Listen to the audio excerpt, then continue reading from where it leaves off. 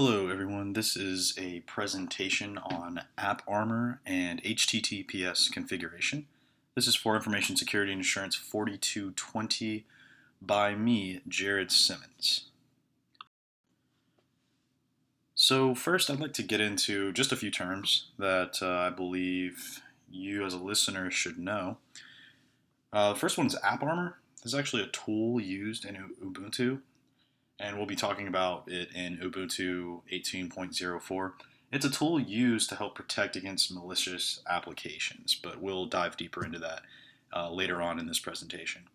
HTTP is Hypertext Transfer Protocol. It's a protocol that sets the standards for the transmittal of all information across the internet or the World Wide Web.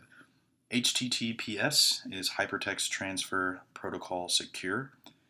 It's, by the sound of it, it is a more secure version of HTTP. It utilizes secure socket layer communication. So the data that's being transmitted over the World Wide Web is actually encrypted when it's being transmitted from the client to the web server. Apache Tomcat, that is a web server that serves web applications written in Java. It uses the HTTP protocol by default, but HTTPS protocol can be enabled, and that's what we'll talk about in the configuration for that on Ubuntu 18.04 later on. So a little bit about AppArmor. It's used in Ubuntu, like I said before, to protect against malicious applications. Utilizes custom profiles. So in order to actually use a sandboxing method, which sandboxing, it gives the applications the least amount of privileges to do what they're programmed to do. So this is a security measure. If you have applications running on your server, you don't want them to have access to more than what they need. You only want those applications to have privileges for exactly what they're for, no more and no less, because it can create essentially a vulnerability in your security if they have any more privileges than they need. So that's what sandboxing is, and for sandboxing to work, you need to download and install custom profiles. So AppArmor is installed by default on Ubuntu 18.04. And the profiles inside of these applications. They're used by AppArmor to understand what files and privileges the application has access to. So these profiles are extremely important to AppArmor. And AppArmor also has executable modes that can be used via command line utilities. So a little bit about HTTP and HTTPS. These are some key differences. Hypertext Transfer Protocol and Hypertext Transfer Protocol Secure is an obvious difference just in the standing of the what these two things stand for. But so basically HTTP, it just sets the standards and rules for the transmittal of all information. And one of the biggest differences between HTTP and HTTPS, in my opinion, is it doesn't scramble. HTTP doesn't scramble data while transmitting it, whereas HTTPS does. So say you have a password that is being transmitted across the World Wide Web on an HTTP protocol. If there was an attacker on that web server and he was trying to get that password, he could actually see the exact password on that transmittal of data.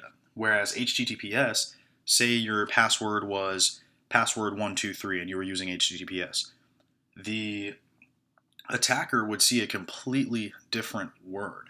He wouldn't see password123, he would see maybe Watchdog 347. It would just be something completely different. It might not even be a word with a sequence of numbers. It could just be a bunch of random symbols. It would be completely scrambled. So HTTPS is a lot more secure with using the secure socket layer form of encrypted communication there. Also, in terms of use between the two, so HTTP isn't completely useless just because it's not secure. There are things that you would want to use HTTP for, which, for instance, you'd want to use it for a website such as blogs because they're used for consumer information. It doesn't have personally identifiable information on there. It's just consumer information. But if you had a website that requires sensitive information, such as credit card numbers, or it requires their social security number, this would be an instance where you'd use HTTPS due to its more secure protocol.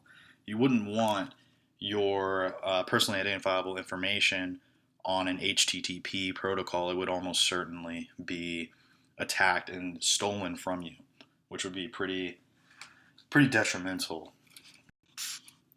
So moving on to actually configuring the HTTPS using Internet Information Services, or IIS, on the Windows Server 2019. So the first thing you'd want to do is obtain a certificate for encryption and decryption of the data being transmitted over the network. So IIS, or Internet Information Services, it actually comes equipped with a certificate request tool. This makes it easier to receive this certificate that you definitely need.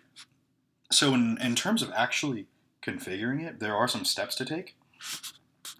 So once you actually get the certificate, you want to log in to the web server as an administrator. You navigate to settings and you move over to the control panel where you select administrative tools and click on Internet Service Manager. And then this is where you're going to find the website, folder, or file that you actually want to configure to secure socket layer, or HTTPS. So once you actually find what you want to configure to HTTPS, you click Edit on the Directory Security tab, select Require Secure Channel. So this is requiring the secure form of communication, or SSL/HTTPS. Once you select that, you'll then want to require 128-bit encryption to support this communication, because this is one of the most secure methods of encryption. It's considered to be logically unbreakable. So 128-bit, it refers to the length of the encryption key. So it's much longer than a, say, 40-bit encrypted key. So it's extremely secure. So you'd want to require 128-bit encryption. That's very important. And then you can ignore or accept client certificates. Moving on to configuring HTTPS using Apache Tomcat on Ubuntu. So Apache Tomcat, like I said before, it's a web server that serves web applications written in Java.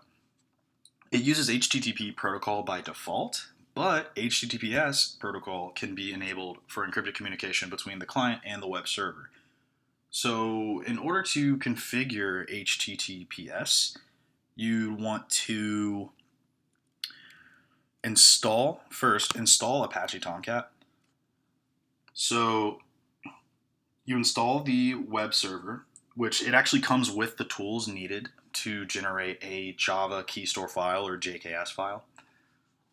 This is required for the SSL certificates on Apache Tomcat. So you cannot move forward unless you have these JKS files, but it is not difficult to generate the JKS file.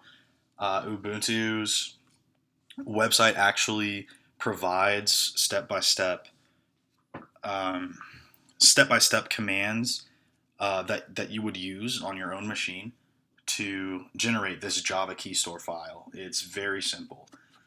So once you follow these series of commands, you create the JKS file. With the JKS file created, you now have the self-signed secure socket layer certificate. It's now created.